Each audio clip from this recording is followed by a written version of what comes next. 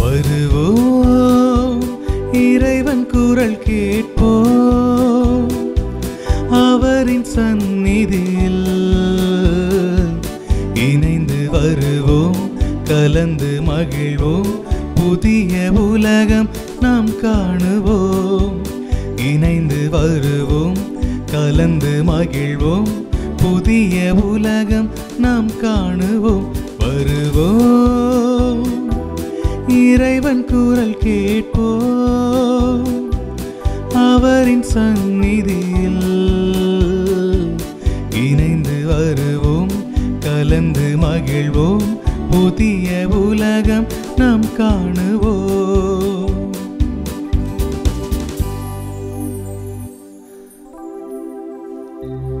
தந்தை மகன் தூயாவியாரின் பெயராலே ஆமென். நம் ஆண்டவராகிய இயேசு கிறிஸ்துவின் அருளும் கடவுளின் அன்பும் தூயாவியாரின் நட்புறவும் உங்கள் அனைவரோடும் இருப்பதாக. உம் ஆன்மாவோடும் இருப்பதாக. கிறிஸ்து இயேசுவில் அன்புக்குரிய இறை பிள்ளைகளே, ஆண்டவருடைய கல்வாரி பலியை நாம் இணைந்து ஒப்புக்கொடுக்க இந்த நேரம் நாம் கூடி வந்திருக்கிறோம். திருப்பாடல் 65:4 இவ்வாறு வாசிக்கிறோம். கடவுளே, உலகம் அனைத்தும் உன்னை ஆராதிக்கும், உமது புகழை எந்நாளும் பாடிடும். உன்னதரே, உன் பெயருக்கு பன்னிசைத்து பாடும் என்று திருப்பாடல் ஆசிரியர் தாவீது சொல்லுகிறார். இன்றைக்கு கூட ஆண்டவருடைய வார்த்தை தாவீதினுடைய அருட்பொழிவை பற்றி தான் சொல்லுகிறது. சாமுவேல் ஆண்டவரை அழைத்து, எனக்காய் நான் முன்குறித்த என் மகன் தாவீதை இம்மக்களுக்கு அரசனாய் நீ அருட்பொழிவு செய் என்று தான் சொன்னார். அந்த தாவீதினுடைய மனநிலையோடு அபிஷேகம் பெற்ற தாவீதை போல நாமும் அருள் வாழ்வில் நிலைத்திருக்க இறைவனுடைய அருள் வேண்டுவோம். ஆண்டுடைய அன்பை மறந்து ஒருவேளை நம்முடைய அன்றாட வாழ்க்கையில் காட்டுகிற வேகம், அதில் காட்டுகிற அக்கறை, அதை குறித்த தெளிவற்ற தன்மையின் காரணமாய் இறைவனுடைய அன்பை நாம் மறந்திருக்கலாம். அதை ஒருவேளை உணராமல் இருந்திருக்கலாம். உணர்ந்திருந்திரும் கூட அதை கண்டுகொள்ளாமல் நேரம் செலவிட்டு அதை அனுபவிக்காமல் போயிருந்த நேரங்களை எல்லாம் நினைத்து பார்ப்போம். ஆண்டவருடைய அருள் வேண்டுவோம், நிறைவான மன்னிப்பை தருவார் என்கிற நம்பிக்கையோடு இந்த பாடலை நாம் இணைந்து பாடுவோம். எல்லாம் நீயே இயேசுவே, என் உயிரும் நீயே இயேசுவே. எல்லாம் நீயே இயேசுவே, என் உயிரும் நீயே இயேசுவே. என் வாழ்வும் நீயே இயேசுவே, நிலையற்ற உலகில் வேறேதும் வேண்டாம், என் செல்வம் நீயே இயேசுவே. நிலையற்ற உலகில் வேறேதும் வேண்டாம், என் செல்வம் நீயே இயேசுவே. எல்லாம் நீயே இயேசுவே, என் உயிரும் நீயே இயேசுவே. பாவியாய் நான் அலைந்தேன், பாதை தடுமாறினேன். பாவியாய் நான் அலைந்தேன், பாதை தடுமாறினேன். பாவ உலகில் பாவியை மீட்க பலியானி நீயே இயேசுவே. பாவ உலகில் பாவியை மீட்க பலியானி நீயே இயேசுவே. எல்லாம் நீயே இயேசுவே, என் உயிரும் நீயே இயேசுவே.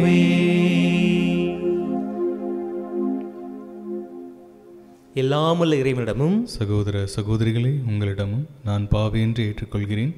ஏனெனில் என் சிந்தனையாலும் சொல்லாலும் செயலாலும் கடமையில் தவறுதியாலும் பாவங்கள் பல செய்தேன். என் பாவமே, என் பாவமே, என் பெரும் பாவமே.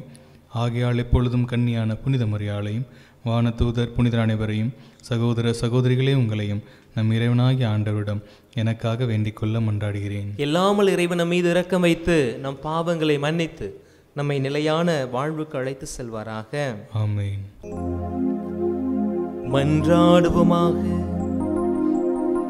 என்றென்றும் உள்ள எல்லாம் வல்ல இறைவா, விண்ணிலும் மண்ணிலும் உள்ள அனைத்தையும் ஆண்டு நடத்துகிறவர் நீரே.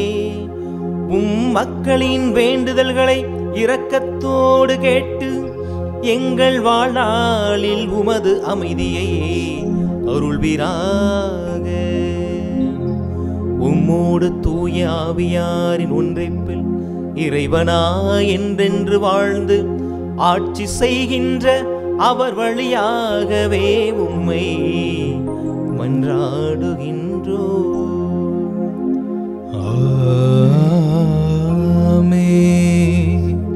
முதல் வாசகம். தாவீதை சாமுவேல் திருப்பொழிவு செய்தார். ஆண்டவரின் ஆவி தாவீதின் மேல் நிறைவாய் இருந்தது. சாமுவேல் முதல் நூலில் இருந்து வாசகம். அதிகாரம் 16, இறை திருவசனங்கள் 1 முதல் 13 முடிய.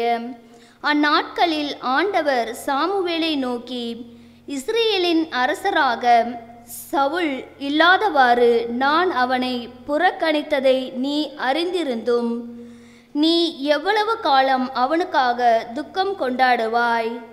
உன்னிடம் உள்ள கொம்பை எண்ணெயால் நிரப்பிக் கொண்டு போம். பெத்லகேமை சார்ந்த ஈசாயிடம் உன்னை அனுப்புகிறேன். ஏனெனில் அவன் புதல்வருள் ஒருவனை அரசனாக தேர்ந்துள்ளேன் என்றார். அதற்கு சாமுவேல், எப்படி போவேன்? சவுல் கேள்விப்பட்டால் என்னை கொன்று விடுவானே என்றார். மீண்டும் ஆண்டவர், நீ ஒரு கன்றுக்குட்டியை எடுத்துச் செல், ஆண்டவருக்கு பலியிட வந்துள்ளேன் என்று சொல். ஈசாயை பலிக்கு அழைத்திடு. அப்பொழுது நீ செய்ய வேண்டியது என்னவென்று உனக்கு நான் தெரிவிப்பேன். நான் உனக்கு காட்டுகிறவனை நீ எனக்காக திருப்பொழிவு செய் என்றார். ஆண்டவர் கட்டளையிட்டவாறே சாமுவேல் செய்த பின் பெத்லகேமுக்கு சென்றார். அப்பொழுது அவ்வூரின் பெரியவர்கள் அஞ்சி நடுங்கி அவரை எதிர்கொண்டு வந்து, உங்கள் வருகையின் நோக்கம் சமாதானம் தானே என்று கேட்டனர். அதற்கு அவர், ஆம், சமாதானம்தான். ஆண்டவருக்கு பலி செலுத்த வந்துள்ளேன். உங்களை தூய்மையாக்கி கொண்டு என்னுடன் பலியிட வாருங்கள் என்றார். மேலும் ஈசாய் அவர் புதல்வரையும் தூய்மைப்படுத்தி பலியிடுமாறு அழைத்தார்.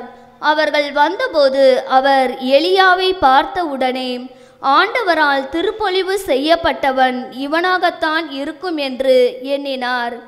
ஆனால் ஆண்டவர் சாமுவேலிடம், அவன் தோற்றத்தையும் உயரத்தையும் பார்க்காதே, ஏனெனில் நான் அவனை புறக்கணித்து விட்டேன்.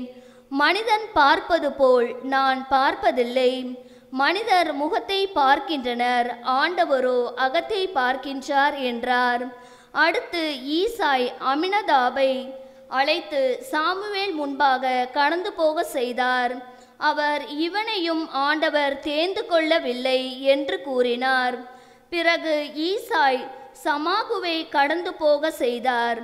ஆண்டவர் இவனையும் தேர்ந்து கொள்ளவில்லை என்றார். சாமுவேல் இவ்வாறு ஈசாய் தம் 7 புதல்வரை சாமுவேல் முன்பாக கடந்து போக செய்தார். இவர்களையும் ஆண்டவர் தேர்ந்து கொள்ளவில்லை என்றார் சாமுவேல். தொடர்ந்து சாமுவேல் ஈசாவை பார்த்து, உன் பிள்ளைகள் இத்தனை பேர்தானாம் என்று கேட்க, இன்னொரு சிறுவன் இருக்கிறான், அவன் ஆடுகளை மேய்த்து கொண்டு இருக்கிறான் என்று பதிலளித்தார் ஈசாய். அதற்கு சாமுவேல் அவரிடம், ஆள் அனுப்பி அவனை அழைத்து வா, ஏனெனில் அவன் வரும் வரை நான் உணவருந்த மாட்டேன் என்றார். ஈசாய் ஆள் அனுப்பி அவனை அழைத்து வந்தார். அவன் சிவந்த மேனியும் ஒளிரும் கண்களும் கொண்டு அழகிய தோற்றமுடன் இருந்தான். ஆண்டவர் சாமுவேலிடம், தேர்ந்து கொள்ளப்பட்டவன் இவனே, எழுந்து இவனை திருப்பொழிவு செய் என்றார். உடனே சாமுவேல் எண்ணெய் நிறைந்த கொம்பை எடுத்து அவன் சகோதரன் முன்னிலையில் அவனை திருப்பொழிவு செய்தார். அன்று முதல் ஆண்டவரின் ஆவி தாவீதின் மேல் நிறைவாக இருந்தது. சாமுவேல் ராமாவுக்கு புறப்பட்டு சென்றார். ஆண்டவரின் அருள்வாக்கு. இறைவனுக்கு நன்றி. அனைவரும் பாட வேண்டிய பதிலுரை. என் ஊழியன் தாவீதை நான் கண்டுபிடித்தேன், என் ஊழியன் தாவீதை நான் கண்டுபிடித்தேன். என் ஊழியன் தாவீதை நான் கண்டுபிடித்தேன். என் ஊழியன் தாவீதை நான் கண்டுபிடித்தேன். முற்காலத்தில் பற்றுமிகு அடியாருக்கு நீ காட்சி தந்து கூறியது, வீரன் ஒருவனுக்கு வலிமை அளித்தே, மக்களினங்களின்று தேர்ந்தெடுக்கப்பட்டவனை உயர்த்தினே. மக்களினத்தினின்று தேர்ந்தெடுக்கப்பட்டவனை உயர்த்தினே. என் ஊழியன் தாவீதை நான் கண்டுபிடித்தேன். என் ஊழியன் தாவீதை கண்டுபிடித்தேன். என் திருத்தைலத்தால் அவனுக்கு திருப்பொழிவு செய்தேன். என் கை எப்பொழுதும் அவனோடு இருக்கும். என் புயம் உண்மையாகவே அவனை வலிமைப்படுத்தும். என் ஊழியன் தாவீதை நான் கண்டுபிடித்தேன். நீரே என் தந்தை, என் இறைவன், என் மீட்பின் பாறை என்று அவன் என்னை அழைப்பான். நான் அவனை என் தலைப்பேறு ஆக்குவேன். மண்ணகத்தில் மாபெரும் மன்னன் ஆக்குவேன்.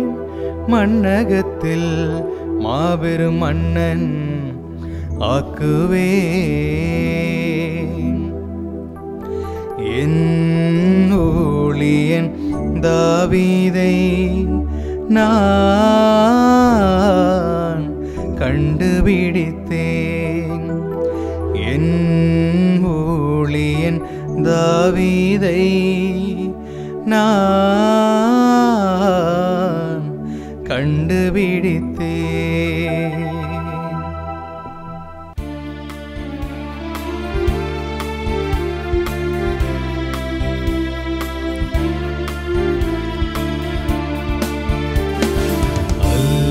அல்லேலூயா அல்லேலூயா அல்லேலூயா அல்லேலூயா அல்லேலூயா அல்லேலூயா. மெல்லிசை கருவிகள் மீட்டிடுவோம், மேளமும் தாளம் முழங்கிடுவோம். மெல்லிசை கருவிகள் மீட்டிடுவோம், மேளமும் தாளம் முழங்கிடுவோம். நல்லவர் ஆண்டவர் என்றுரைப்போம், நாளுமே அவரை போற்றிடுவோம். அல்லேலூயா அல்லேலூயா அல்லேலூயா. ஆண்டவர் உங்களோடு இருப்பாராக. உம் ஆன்மாவோடும் இருப்பாராக. புனித மார்க்கு எழுதிய தூய நற்செய்தியிலிருந்து வாசகம். ஆண்டவரே மாட்சி உமக்கே. மார்க்கு நற்செய்தி 2வது அதிகாரம் 23 தொடங்கி 28 வரையுள்ள இறைவார்த்தைகள். அந்நாட்களில் ஓய்வு நாளில் இயேசு வயல்வெளியே செல்ல நேர்ந்தது. அவருடைய சீடர் கதிர்களை கொய்து கொண்டே வழி நடந்தனர். அப்பொழுது பரிசேயர் இயேசுவிடம், பாரும், ஓய்வு நாளில் செய்யக்கூடாததை ஏன் இவர்கள் செய்கிறார்கள் என்று கேட்டனர். அதற்கு அவர் அவர்களிடம், தாமும் தம்முடன் இருந்தவர்களும் உணவின்றி பசியாயிருந்தபோது தாவீது என்ன செய்தார் என்பதை நீங்கள் வாசித்தது இல்லையா? அபியத்தார் தலைமை குருவாயிருந்தபோது தாவீது இறை இல்லத்திற்குள் சென்று குருக்களை தவிர வேறு எவரும் உண்ணக்கூடாத அர்ப்பண அப்பங்களை தாம் உண்டது மட்டுமன்றி தம்மோடு இருந்தவர்களுக்கும் கொடுத்தார் அல்லவா என்றார். மேலும் அவர் அவர்களை நோக்கி, ஓய்வு நாள் மனிதருக்காக உண்டாக்கப்பட்டது, மனிதர் ஓய்வு நாளுக்காக உண்டாக்கப்படவில்லை. அதனால் ஓய்வு நாளும் மானிட மகனுக்கு கட்டுப்பட்டதே என்றார். ஆண்டவரின் அருள்வாக்கு. கிறிஸ்துவே உமக்கு புகழ். கிறிஸ்து இயேசுவில் அன்புக்குரிய இறை பிள்ளைகளே, ஆண்டவருடைய வார்த்தை அளவிட முடியாத இரக்கம் நிறைந்தது. அது பேரன்பை நமக்கு நிறைவாய் பொழிகிறது என்கிற நம்பிக்கையோடு இந்த இறைவார்த்தை பகிர்வில் நாம் இணைந்து பங்கெடுப்போம். இன்றைக்கு வாசிக்கப்பட்ட 2 வாசகங்களின் அடிப்படையிலே ஒரு சிந்தனை நாம் எடுத்துக்கொள்வோம். அதன் அடிப்படையில் நாம் அதை எப்படி வாழ்வாக்கலாம், அது நம்முடைய இயல்பு வாழ்க்கையில் எந்த அளவுக்கு பொருந்தி போகிறது என்பதை சற்று அலசி ஆராய இந்த நாளில் இந்த நேரத்தை நாம் பயன்படுத்தி கொள்வோம். ஒரு சின்ன நிகழ்வு, வரலாற்று நிகழ்வு. ஒரு முறை முதல்வர் ஒருவர், நம்ம தமிழ்நாட்டின் முதல்வராக இருந்த ஒருவர் ஒரு பொதுக்கூட்டத்திற்காக வருகிறார். அந்த கூட்டத்தில் வரும்போது பயங்கரமாக மக்கள் கூட நின்று கூச்சலிட்டு வாழ்க வாழ்க என்று கத்துகிறார்கள். பலரும் தங்களுடைய இந்த பெட்டிஷன்ஸ்லாம் கொடுக்கறதுக்கு கையை நீட்டுறாங்க. முதல்ல ஒவ்வொரு பெட்டிஷனாக வாங்கிட்டு அவளை பார்த்து சிரிச்சுட்டு அவங்களுக்கு சரி கட்டாயம் செஞ்சுருவோம் அப்படின்ற நம்பிக்கையான வார்த்தைகளை சொல்லிட்டே வர்றார். ஒரு வயதான ஒரு மனிதர், 60 வயதிற்கு மேலுள்ள ஒரு மனிதர், அவர் முதல்வர் ஐயாவை கையெடுத்து கும்பிட்டுட்டு, எனக்கு யாருமே இல்லை, எனக்கு வாழ்க்கையில் எனக்கு சாப்பாட்டு கூட வழி இல்லாமல் கஷ்டப்படுறேன், நீங்கள் எனக்கு ஏதாவது செய்யுங்க அப்படின்னு சொல்லிட்டு ரொம்ப நலிந்த உடலோடு சுருங்கிய முகத்தோடு அந்த மனிதர் முதல்வரை பார்த்து அவர் கெஞ்சுகிறார். உடனே முதல்வருக்கு என்ன செய்யறதுனே தெரியல. அவர் உடனடியாக தன்னுடைய அமைச்சரவையில் இருக்க அதிகாரிகளை அழைத்து, இவருக்கு ஏதாவது ஒரு வேலை போட்டு கொடுங்க, அரசாங்க வேலை போட்டு கொடுங்க, சின்ன வேலையாக இருந்தாலும் பரவாயில்லை அப்படின்னு சொல்கிறார். உடனே அந்த அதிகாரிகள் மீண்டுமாக முதல்வர்கிட்ட போய் சொல்கிறாங்க, ஐயா இவருக்கு வேலை போட்டு கொடுக்க முடியாது. ஏன் அப்படின்னா அவருக்கு ஏற்கனவே வயசு 58 கடந்து விட்டது, அந்த ஓய்வுக்குரிய வயசில் இருக்கிறாரு. ஒரு வேலை கொடுக்கலாம் அப்படின்னு நினச்சா கூட படிப்பும் எதுவுமே இல்லாத ஒரு சூழலில் இருக்கிறாரு, அவருக்கு எப்படி நம்ம வேலை கொடுக்க முடியும் அப்படின்னு சொல்கிறாங்க. உடனே முதல்வர் ரொம்ப வருத்தப்படுறார். ஐயோ இந்த மனிதருக்கு நம்மளால் உதவி செய்ய முடியாமல் போய்விட்டதே அப்படின்னு சொல்லி ரொம்ப வருந்துறார். உடனடியாக அந்த அதிகாரிகள் ஒருவர் சொல்றார், ஐயா சட்டத்தில் ஒரு இடம் இருக்கிறது, முதல்வருடைய தனி வரத்தை, அவருடைய தனி அதிகாரத்தை பயன்படுத்தி அவர் தன்னுடைய இரக்க காரியத்தை செய்வதற்கான சட்ட வரைவு இருக்கிறது, நீங்கள் அதை பயன்படுத்தினால் பயன்படுத்தி கொள்ளலாம் அப்படின்னு முதல்வருக்கு மட்டற்ற மகிழ்ச்சி. உடனடியாக அவரை அழைத்து ஒரு அரசுக்கு சொந்தமான பஞ்சு ஆலையில் அவருக்கு ஒரு காப்பாளர் வேலை போட்டு கொடுத்தாராம். அதற்கப்புறம் முதல்வர் ரொம்ப மகிழ்ச்சியோடு தன்னுடைய பயணத்தை மேற்கொண்டாராம். அந்த முதல்வர் யாருமே இல்லை, தமிழகத்தினுடைய முதல்வராக இருந்த கர்ம வீரர் காமராஜர் தான் அந்த முக்கியமான ஒரு மனிதர். ஏன் ஃபாதர் காமராஜரை பற்றி சொல்கிறீங்க அப்படின்னு நீங்கள் கேட்கலாம்.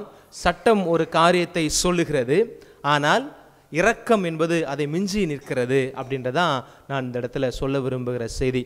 சட்டப்படி அவருக்கு வேலை கொடுக்க முடியாது, ஆனால் அங்கே இருக்கிற சூழலை பார்க்கிற பொழுது தேவையில் இருக்கிற மனிதனுக்கு அதை செய்ய வேண்டும் என்ற உணர்வு வருகிற பொழுது செய்வதில் சட்டத்தை கடந்த ஒரு மனிதநேயம் அல்லது சட்டத்தை கடந்த ஒரு இரக்கம் பொங்கி வழிவதைத்தான் இந்த நிகழ்வு நமக்கு சொல்லுகிறது. ஆண்டவர் பல நேரங்களில் சட்டங்களை கடந்த இரக்க செயல்களுக்கு முக்கியத்துவம் கொடுத்தார்.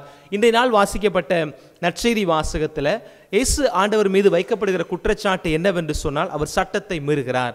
இந்த குற்றச்சாட்டை யார் வைக்கிறார் அப்படின்னா பரிசேயர்கள் வைக்கிறார்கள். உங்களுக்கு ஏற்கனவே சொல்லியிருக்கிறேன், இருந்தாலும் கூட ஒரு நினைவூட்டலுக்காக மீண்டுமாய் பகிர்கிறேன். 2 கூட்டம் தான் இயேசுவை பின்தொடர்ந்து வராங்க, 3 சொல்லலாம். அதில் சதுசேயர்களும் மறைநூல் அறிஞர்களும் ஒரே குழு தான் அவங்க. ஆனால் இந்த பக்கம் பார்க்கிற பொழுது பரிசேயர்கள். இந்த சதுசேயர்களும் மறைநூல் அறிஞர்களும் யாருன்னு பார்த்தீங்கன்னா, அவர்கள் எல்லாம் சமூகத்தில் உயர்ந்த அந்தஸ்தில் இருக்கக்கூடியவர்கள், அதிகார வர்க்கத்தோடு நெருங்கிய தொடர்பில் இருக்கக்கூடியவர்கள், ஆலயம் சார்ந்த காரியங்களுக்கு பொறுப்பாக இருக்கக்கூடியவர்கள். ஆலய வழிபாடு, ஆலயத்தில் பயன்படுத்த வேண்டிய ஜெப முறைகள் அல்லது ஆலய காரியங்களில் நாம் சரியாக இல்லை என்று சொன்னால் என்ன தண்டனைகள் எல்லாம் இறைவன் தருவார் என்று சொல்லி ஆலயத்தை மையப்படுத்தி வாழக்கூடியவர்கள் சதுசேயர்கள். அவர்கள் சமூகத்தின் முதல் தர மக்களாக இருந்தார்கள். அவர்களோடு இணைந்து மறைநூல் அறிஞர்களும்.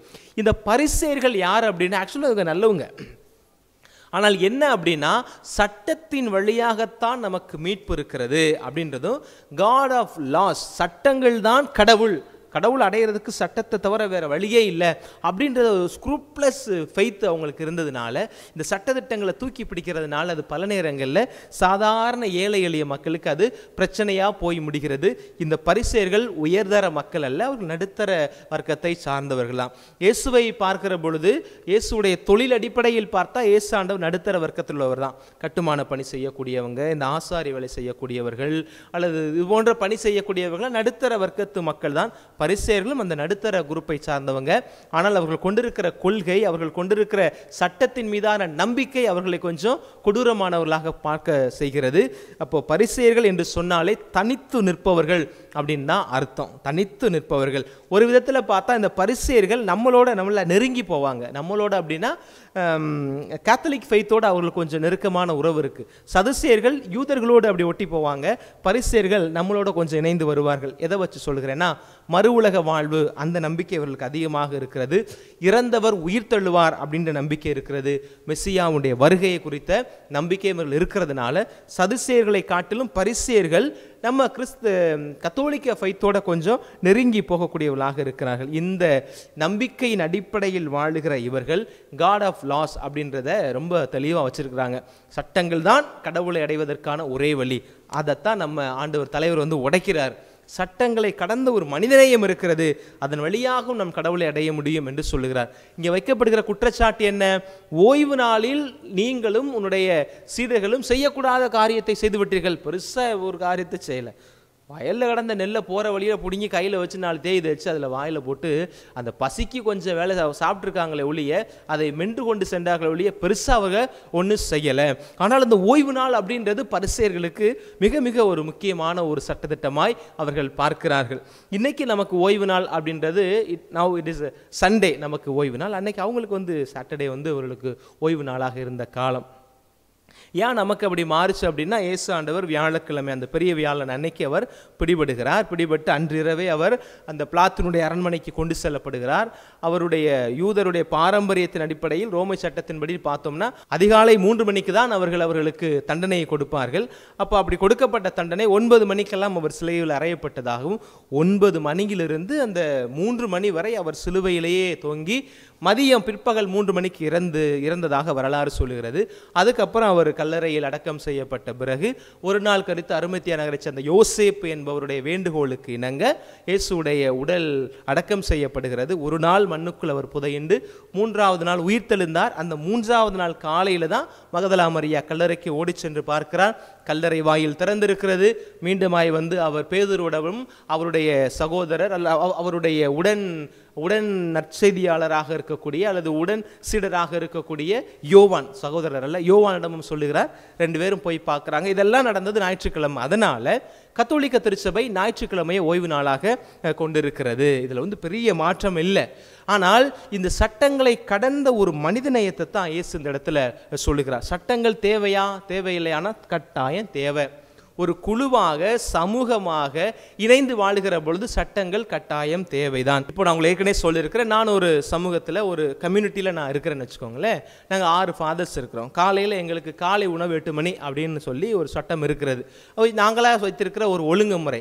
எல்லாரும் 8 மணிக்கு போனால் தான் அந்த சமயக்காரமாவுக்கு வசதியாக இருக்குது. சாப்பாடு கொடுத்துட்டு சாப்பாடு முடிச்சதுக்கப்புறம் பிளேட்லாம் எடுத்து வச்சுட்டு மதிய சாப்பாடை ரெடி பண்ண முடியும். அதனால் காலைக்கு ஒரு சாமியார் 11 மணிக்கு சாப்பிடுவேன், நான் 10 மணிக்கு சாப்பிடுவேன்னு வந்தால் அந்த அம்மா எப்படி வேலை செய்ய முடியும்? அதனால் ஒழுங்குகள் கட்டாயம் தேவை, சட்டங்கள் தேவை. அப்படின்ற போத ஒரு சமூகம் அல்லது ஒரு நாடு அப்படின்னு வருகிற பொழுது சட்டங்கள் கட்டாயம் அவசியம். ஆனால் அதை அப்படியே இருக்க பிடித்து கொண்டிருக்கிறோம் என்று சொன்னால் அதில் ஒரு சில பேர் நசுக்கப்படுவார்கள் அப்படின்றதான் உண்மை. ஆனால் பரிசேயர்கள்ட்ட அந்த பார்வை இல்லை.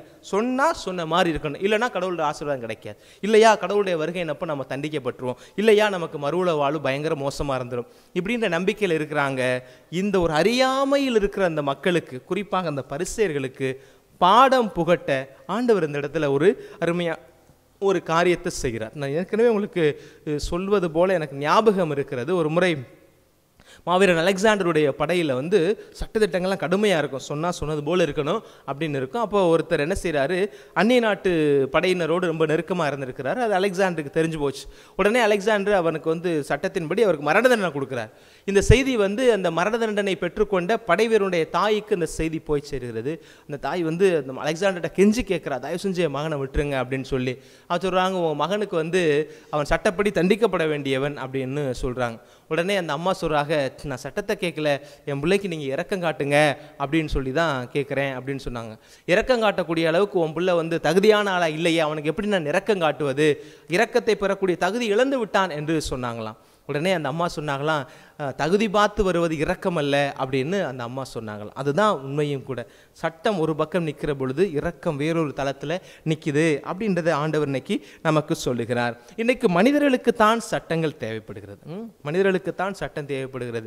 ஏன் அப்படின்னா, சட்டம் ஒழுங்கு இருக்கிற பொழுது சமூகத்தினுடைய நிலைப்பாடு ஓரளவு சமமாக இருக்க முடியும் அப்படின்னு நம்புகிறேன். இன்னைக்கு நாம் சாலையில் பயணிக்கிறோம். இந்த சாலை பயணத்தின் போது நம்ம இடது பக்கமாக தான் நம்முடைய வாகனத்தை ஓட்டி செல்ல வேண்டும், அல்லது நடந்து போனால் இடது பக்கமாக தான் போக வேண்டும் அப்படின்னு நமக்கு இந்தியாவில் ஒரு சட்டம் இருக்குது. அப்போ என்ன, எனக்கு இந்த சட்டம் சொல்லப்பட்டிருக்கு அப்படின்னு சொல்லிட்டு இந்தியாவில் இருக்கிற அதே சட்டத்தை போய் நீங்கள் யூரோப்பில் செய்ய முடியாது. ஏன், அவங்களுக்கு அந்த இடம் மாறி வரும். இடது பக்கம் போகிறது அங்கிட்டு வலது பக்கமாக வரும்.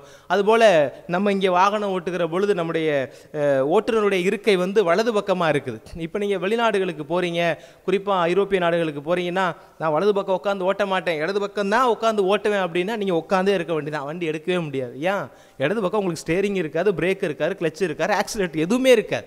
அப்போ இந்த சூழ்நிலையில் சட்டம் ஒரு இடத்தில் ஒரு மாதிரி இருக்கிறது என்று சொன்னால், அது சூழலுக்கு ஏற்றார் போல தன்னை வடிவமைத்து கொள்ளக்கூடிய, தகவமைத்து கொள்ளக்கூடிய தன்மை இருக்கணும். இன்றைக்குமே யோசிச்சு பாருங்களேன், கத்தோலிக்க திருச்சபை எத்தனை தடைகள், எத்தனை மொழிகள், கிட்டத்தட்ட சொல்கிறாங்க 3372 மொழிகளில் தமிழ் இந்த விவிலியமானது மொழிபெயர்க்கப்பட்டிருக்கிறது. உலகத்திலேயே அதிகமான விதத்தில் மொழிபெயர்க்கப்பட்டிருக்கிற நூல்களில் முதலிடத்தில் இருப்பது பைபிள் தான். அப்போ இத்தனை கோடி மக்கள், இத்தனை மொழி பேசக்கூடிய மக்களும் இந்த விவிலியத்தை ஏற்றிருப்பதற்கு காரணம் என்ன அப்படின்னா, அது காலத்திற்கு ஏற்றார் போல மக்களுடைய வாழ்க்கை சூழலுக்கு போல ஒரு சில இடங்களில் தன்னை வளைத்து உருக்கி கொடுக்கக்கூடிய தன்மை விவிலியத்துக்கு இருந்தது. இதைத்தான் ஆண்டவர் முன்னிறுத்துகிறார். ஒரே இதை பிடிச்சிக்கிட்டு நிற்காதீங்க, ஒரே படியாக ஏன் நிற்கிறீங்க, கொஞ்சம் மாறி வாங்க, காலத்தின் சூழலுக்கேற்ப மாறி வாருங்கள் அப்படின்றத ஆண்டவர் அவ்வப்போது வாய்ப்பு கிடைக்கிற போதெல்லாம் சொல்கிறார். மோசேயுடைய சட்டம் அப்படித்தான் இருந்துச்சு, இல்லைன்னு சொல்லலை.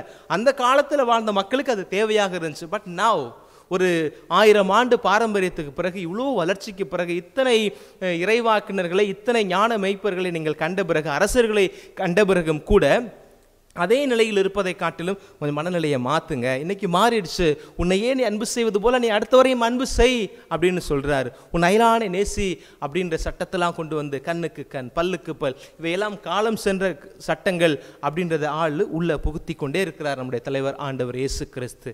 சட்டங்கள் ஒரு மாதிரியாக இருந்தாலும் தேவைக்கேற்றார் போல் அதை மாற்றணும் அப்படின்னு பார்க்கிற பொழுது, இந்த மக்கள் பார்க்கிற பார்வை என்பது வேறு, நம்ம ஆண்டவர் இயேசு கிறிஸ்து பார்க்கிற பார்வை என்பது வேறு. அதைத்தான் இன்னைக்கு முதல் வாசகத்தில் நாம் பார்க்கிறோம். ஆண்டவர் என்ன சொல்கிறாரு, சவுல் இருக்கிற பொழுதே அவனுடைய செயல்பாடு, அவனுடைய சேர்க்கை சரியில்லை, அவனுடைய செயல்பாடுகள் வந்து முறையாக இல்லை என்பதனால ஆண்டவர் சொல்கிறார், சாமுவேலை கூப்பிட்டு நீ வந்து நான் சொல்லுகிற அந்த மனிதனை நீ அருட்பொழிவு செய் அப்படின்னு சொல்கிறார்.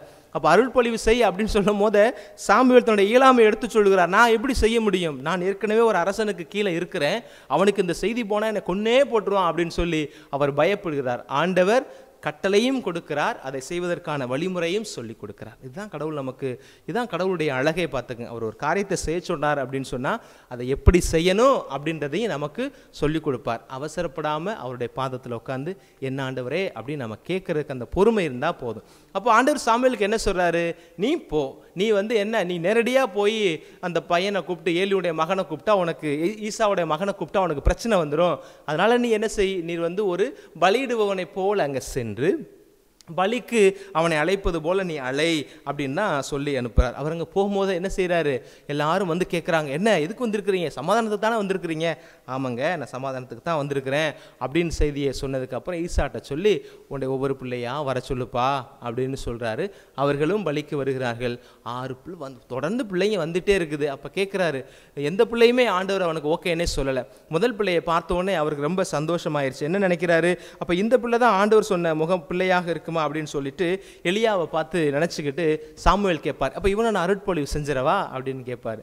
அப்போ ஆண்டவர் சொல்வார் அருமையான வார்த்தை, அவனுடைய தோற்றத்தையும் உயரத்தையும் பார்க்காதே, ஏனெனில் அவனை நான் புறக்கணித்து விட்டேன். மனிதர் பார்ப்பது போல நான் பார்ப்பது அல்ல, மனிதர்கள் முகத்தை பார்க்கிறார்கள், நானோ அகத்தை பார்க்கிறேன் அப்படின்னு சொல்றார். இதான் இயேசு சட்டங்களை குறித்து அவருடைய பார்வையும் அப்படித்தான். மனுஷன் பார்க்கல போல நான் பார்க்க மாட்டேன், அவங்க எல்லாமும் அப்படி இருக்கிறத அப்படியே ராவா பார்க்குறாங்க, இல்லை அதை சாரத்தையும் கடந்த ஒரு காரியம் இருக்கிறது என்பதை இயேசு இந்த இடத்துல சொல்றாரு.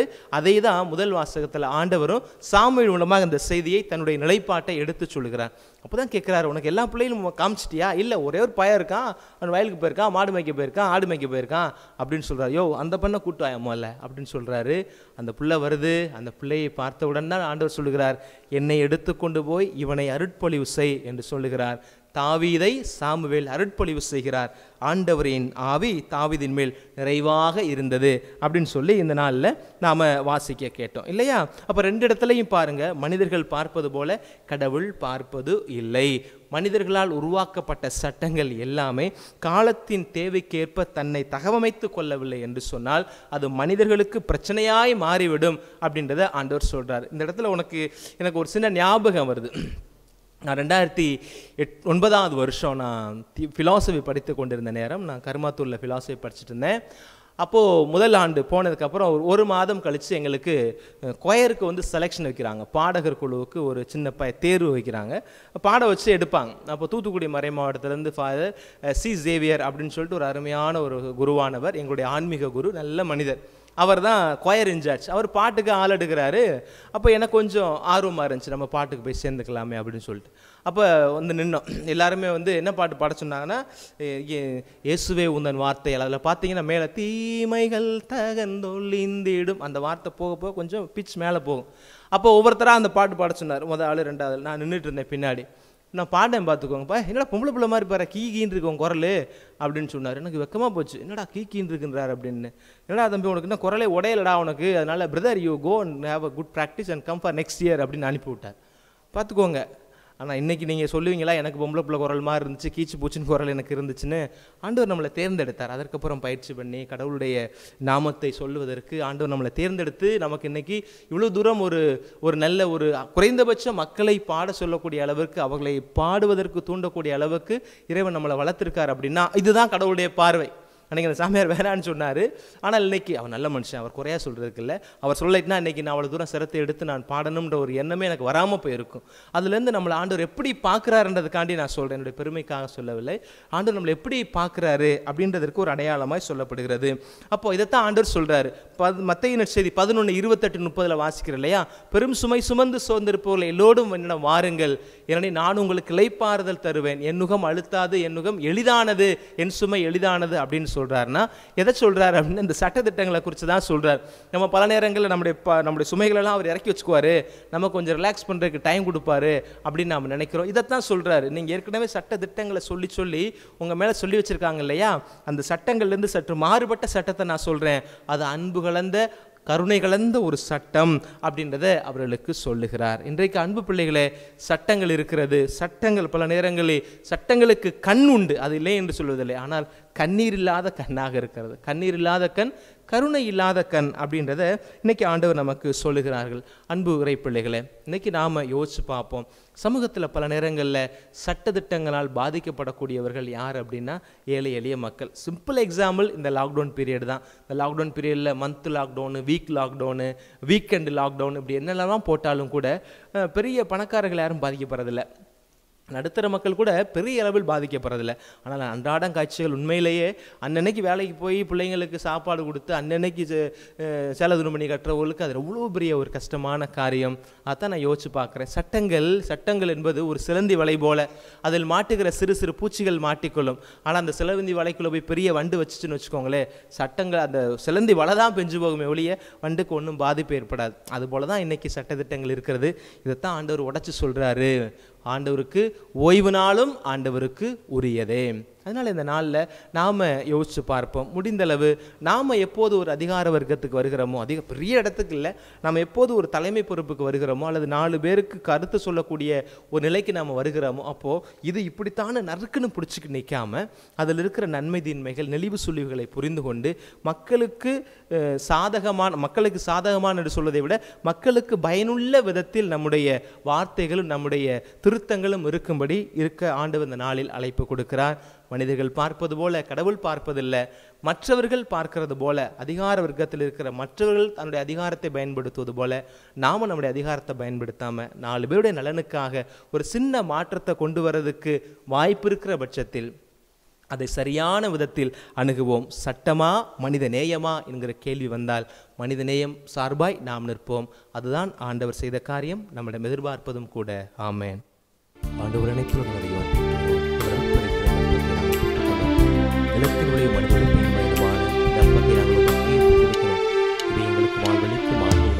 உலகினை படைத்த ஆண்டவரே, உம்மிடம் சரணடைந்தே என் மனம் தருகின்ற காணிக்கையை ஏற்றிட வேண்டுகிறேன். உலகினை படைத்த ஆண்டவரே, உம்மிடம் சரணடைந்தே என் மனம் தருகின்ற காணிக்கையை ஏற்றிட வேண்டுகிறேன்.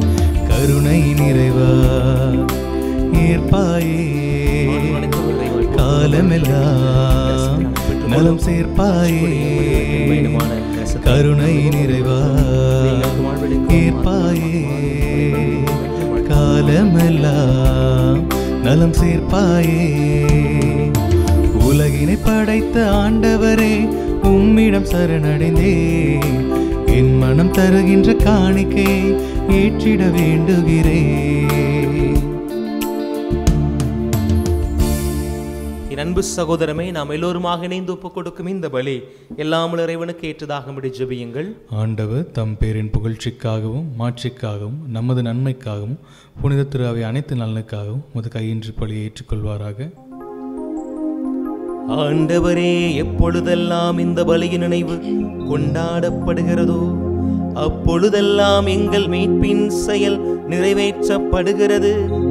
எனவே நாங்கள் இந்த மறை நிகழ்வில் தகுதியோடு பங்கேற்க எங்களுக்கு அருள் தருவீராக.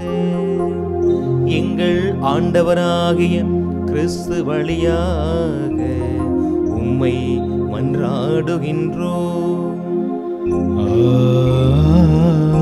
ஆமென். ஆண்டவர் உங்களோடு இருப்பாராக. உம் ஆன்மாவோடும் இருப்பாராக. இது எங்களை மேலே எழுப்புங்கள். ஆண்டவரிடம் எழுப்பியுள்ளோம். நம் இறைவனாகிய ஆண்டவருக்கு நன்றி கூறுவோம். அது தகுதியும் நீதியுமானது. தூயவரான தந்தையே, உம் அன்பார்ந்த மகன் இயேசு கிறிஸ்து வழியாக எந்நாளும் எவ்விடத்திலும் நாங்கள் உமக்கு நன்றி செலுத்துவது மெய்யாகவே தகுதியும் நீதியும் ஆகும். எங்கள் கடமையும் மீட்புக்கு உரிய செயலுமாகும். உம் வார்த்தையான அவர் வழியாகவே அனைத்தையும் படைத்தீ அவரையே மீட்பராகவும் ஈடேற்றுபவராகவும் எங்களுக்கு அனுப்பினீ. அவர் தூய ஆவியினால் உடல் எடுத்து கன்னி மரியாவிடம் இருந்து பிறந்தார். அவர் உமது திருவுளத்தை நிறைவேற்றி புனித மக்களை உமக்கு பெற்றுத்தர தம் கைகளை விரித்து பாடுபட்டார். இவ்வாறு அவர் சாவு வென்று உயிர்ப்பு உண்டென விளங்கச் செய்தார். ஆகவே வானதூதர் புனிதர் அனைவரோடும் சேர்ந்து நாங்களும் உமது புகழை ஒரே குரலாய் பாடுவதாவது: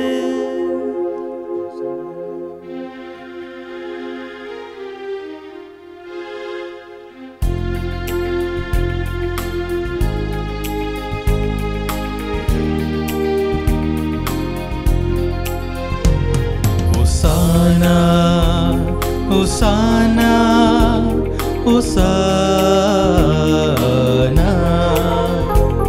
Hosanna, Hosanna, Hosanna.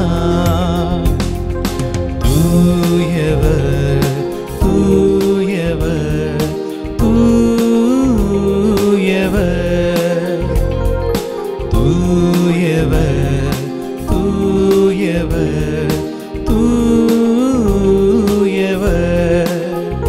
வான்படைகளின் கடவுள ஆண்டவர், விண்ணகமும் மண்ணகமும் உமது மாட்சிய நிறைந்துள்ளன.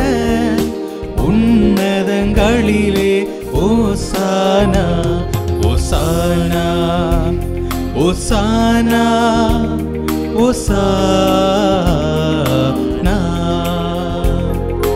ஆண்டவர் பெயரால் வருகிறவர் ஆசி பெற்றவர். உன்னதங்களிலே ஓசானா, உன்னதங்களிலே ஓசானா, ஓசானா, ஓசானா, ஓசானா, ஓசானா.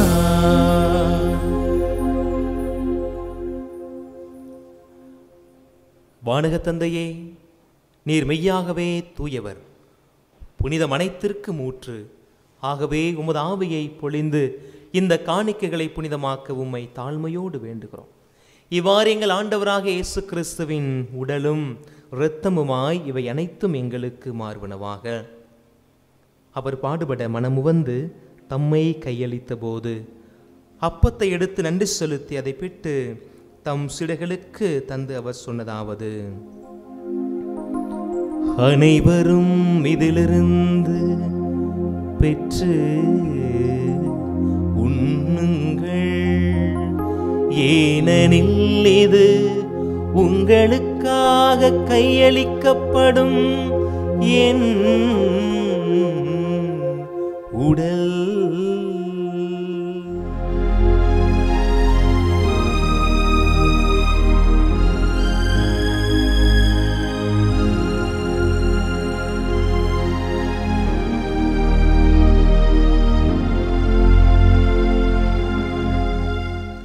அவ்வனமே இரவு விருந்தை அருந்திய பின் அவர் ரசம் நிறைந்த கிண்ணத்தை கரங்களில் ஏந்தி தம் சீடர்களுக்கு கொடுத்து சொன்னதாவது: அனைவரும் இதிலிருந்து பெற்று பருகுங்கள், ஏனெனில் இது புதிய நிலையான உடன்படிக்கைக்கு உரிய என் இரத்தத்தின் கிண்ணம். இது பாவ மன்னிப்புக்கென்று உங்களுக்காகவும் எல்லோருக்காகவும் சிந்தப்படும். இதை என் நினைவாக செய்யுங்கள்.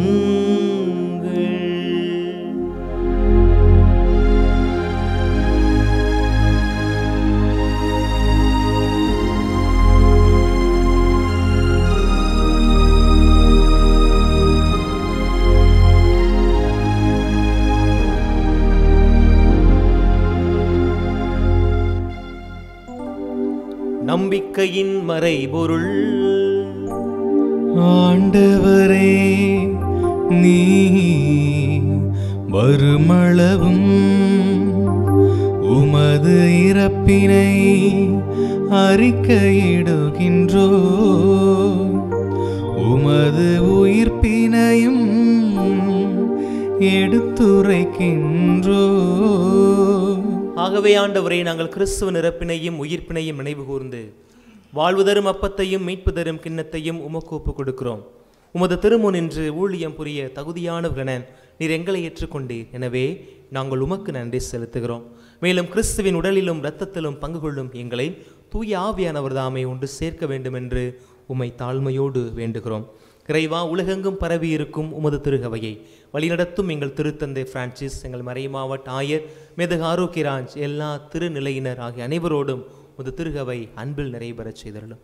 மேலும் உயிர்த்தலும் எதிர்நோக்கோடு துயில் கொள்ளும் எங்கள் சகோதர சகோதரிகளையும் இந்த நாளிலே திருப்பலியிலே நாங்கள் ஒப்பு கொடுத்து ஜெபிக்கின்ற குடும்பங்களுடைய கருத்துக்கள் அனைத்தையும் உடைய திருப்பாதம் கொண்டு வந்து சேர்க்கிறோம். நீர்தாமே அவர்களுக்கு உடனிருக்கும் தோழனாய், நண்பனாய், தந்தையாய், தகப்பனாய் இருந்தவர்களை ஆசீர்வதிக்க வேண்டுமாய் ஜெபிக்கிறோம். கடவுளின் கன்னித்தாயான புனிதமிக்க மரியாள், அவருடைய கணவரான புனித யோசேப்பு, புனித திருத்தூதர்கள், இந்த உலகில் உமக்கு உகந்தவராய் இருந்த புனிதர்கள் அனைவரோடும் நாங்களும் நிலையான வாழ்வில் தோழமை கொண்டு உம் திருமகன் இயேசு கிறிஸ்து வழியாய் உம்மை புகழ்ந்தேத்தி வரமருள வேண்டுகிறோம்.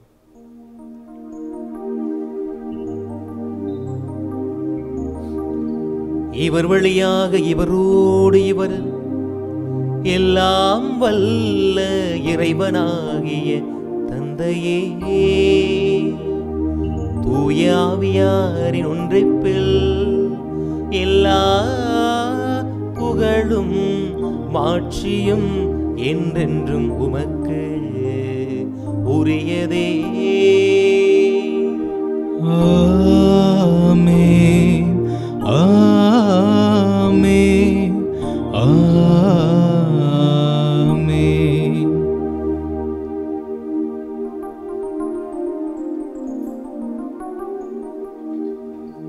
மீட்பரின் கட்டளையால் கற்பிக்கப்பட்டு இறைபடிப்பினையால் பயிற்சி பெற்ற நாம் இணைந்து பாடுவோம். விண்ணுலகில் இருக்கிற எங்கள் தந்தையே, உமது பெயர் தூயது என போற்ற பெருக, உமது ஆட்சி வருக, உமது திருவுள்ளம் விண்ணுலகில் நிறைவேறுவது போல மண்ணுலகிலும் நிறைவேறுக. எங்கள் அன்றாட உணவை இன்று எங்களுக்கு தாரும். எங்களுக்கு எதிராக குற்றம் செய்வோரை நாங்கள் மன்னிப்பது போல எங்கள் குற்றங்களை மன்னியும்.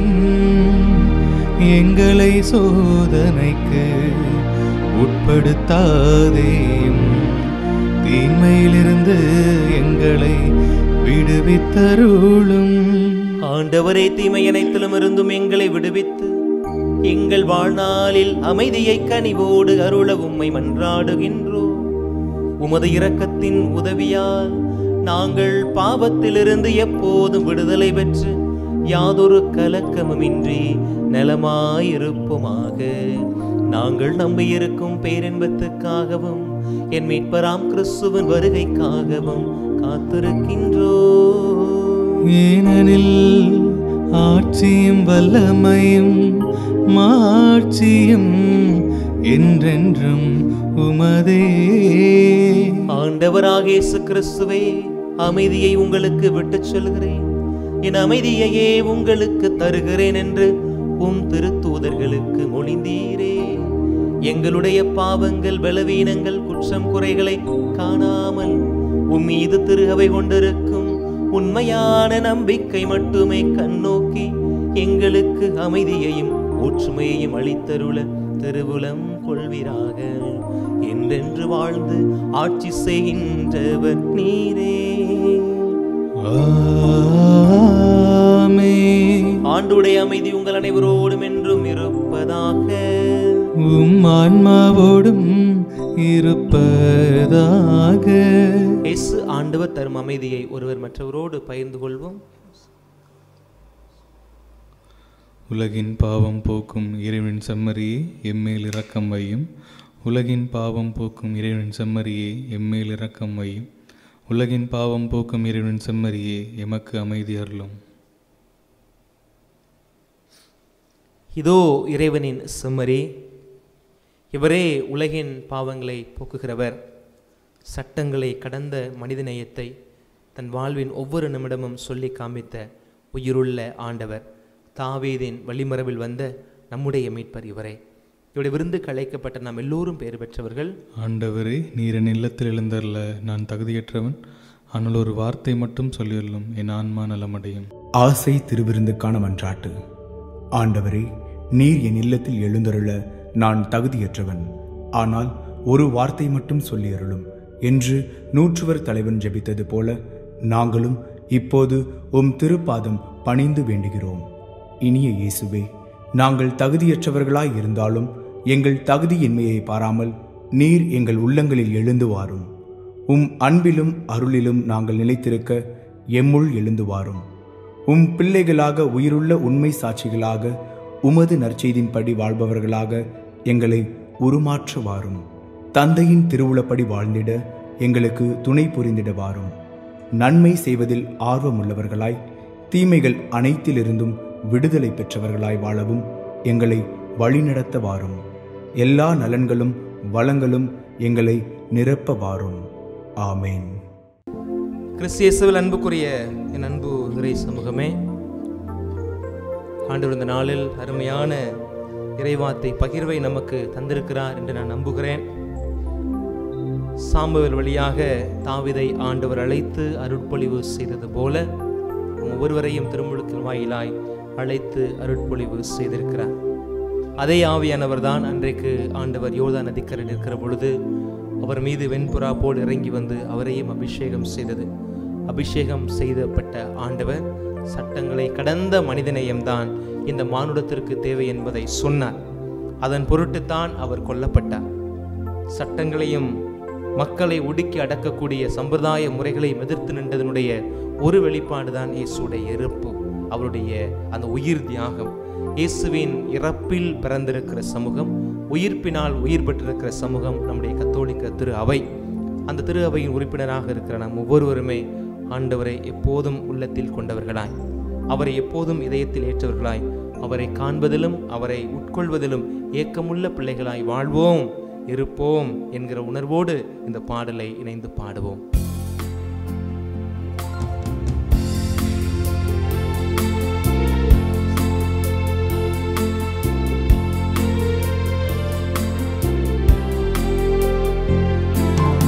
உம்மோடு இருப்பதுதான் உள்ளத்தின் வாஞ்சையா, உம் சித்தம் செய்வதுதான் இதயத்தின் ஏக்கமையா. உன்னோடு இருப்பதுதான் உள்ளத்தின் வாஞ்சையா, உம் சித்தம் செய்வதுதான் இதயத்தின் ஏக்கமையா. ஏசையா, உம்மைத்தானே என் முன்னே நிறுத்தி உள்ளே. ஏசையா, உம்மைத்தானே என் முன்னே நிறுத்தி உள்ளே. உம்மோடு இருப்பதுதான் உள்ளத்தின் வாஞ்சையா, உம் சித்தம் செய்வதுதான் இதயத்தின் ஏக்கமையா.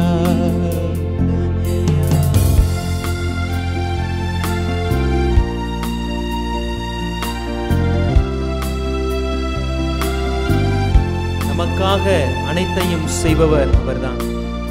நம் சார்பாக நிற்பவர் அவர்தான்.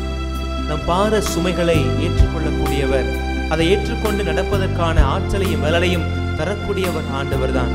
ஒப்பு கொடுப்போம், ஜெபிப்போம், ஆண்டவருடைய அருள் வேண்டுவோம்.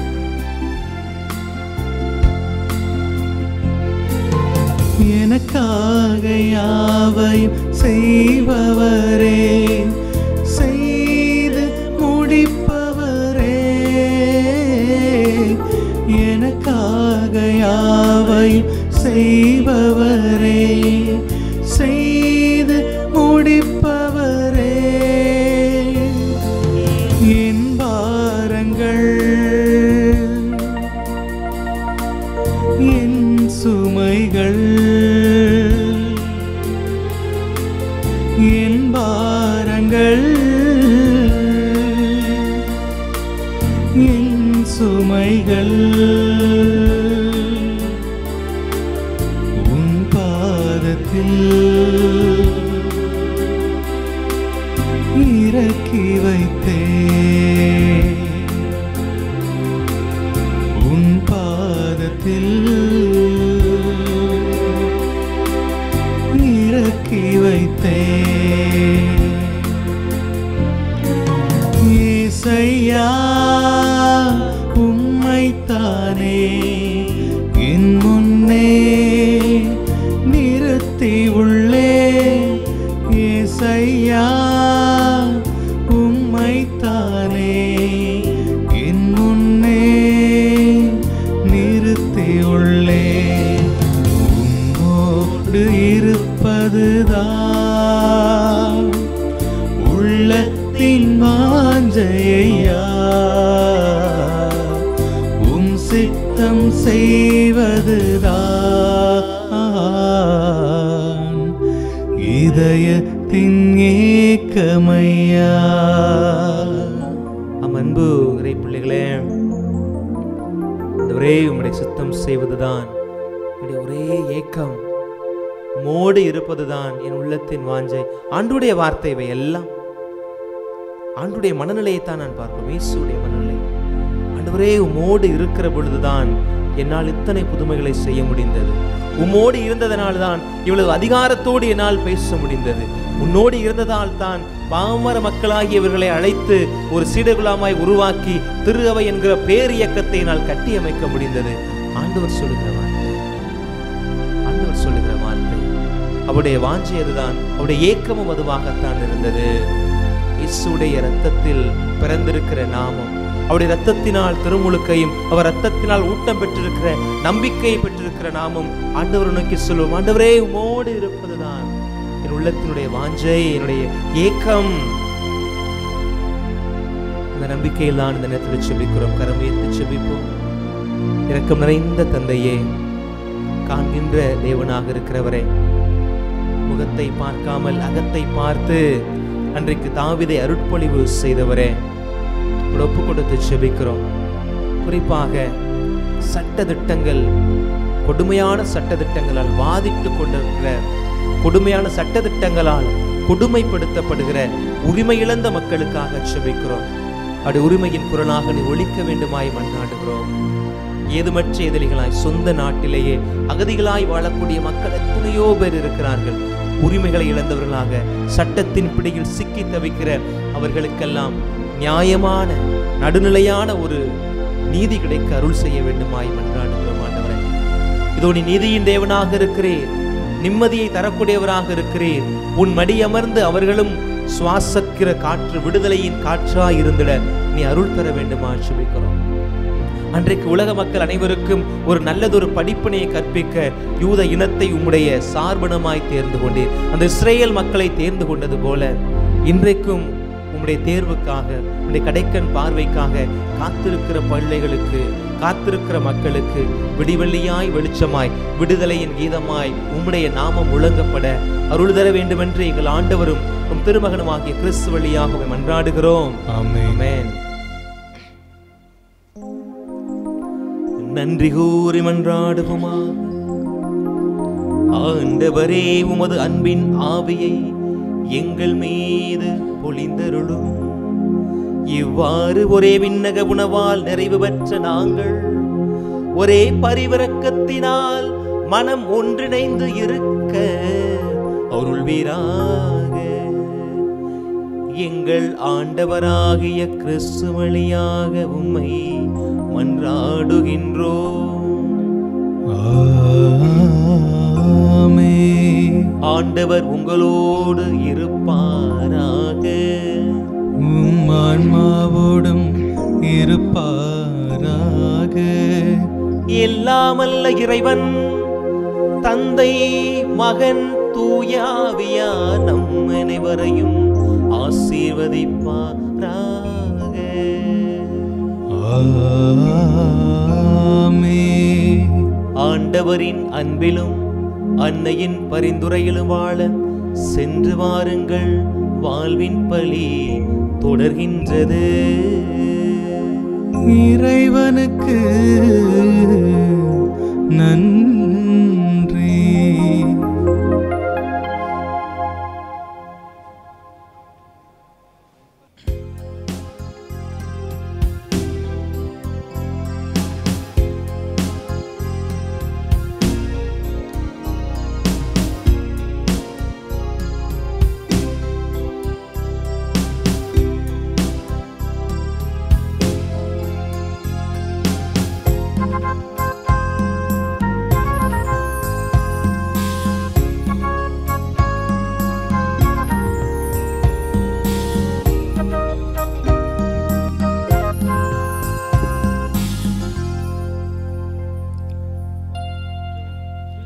புகழ்வாய் மனமே, இசைப்பாய் கானமழை, பணிவாய் உளங்களே மேரி மாதா சந்நிதியில்.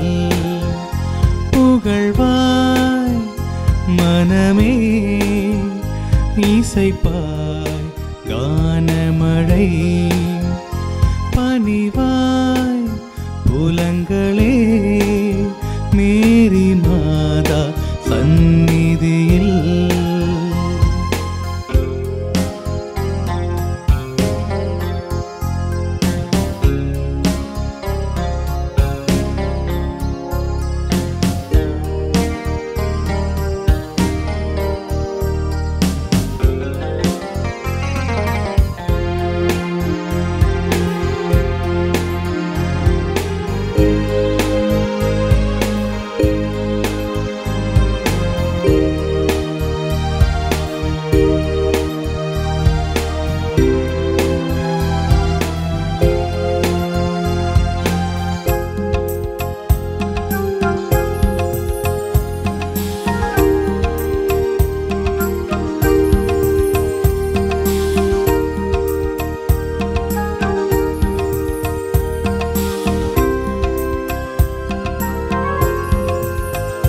அவள்தான் உன்னன்னையே, உனக்காய் ஜெபிப்பவளுமே, உன்னாத்ம வாஞ்சையுமாய் இருப்பாள் அவளென்றுமே. ஒரு போது மறவாமலே புவி மீது காத்தருள்வாய். ஒரு போதும் மறவாமலே புவி மீது காத்தருள்வாய். புகழ்வாய் மனமே, இசைப்பாய் கானமழை, பணிவாய் உளங்களே மேரி மாதா சந்நிதியில்.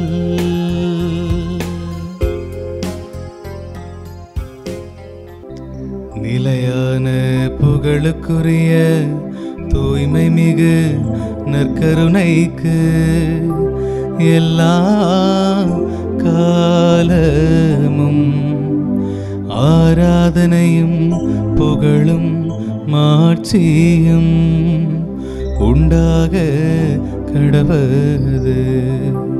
தந்தை மகன் தூயாவின் பேராலே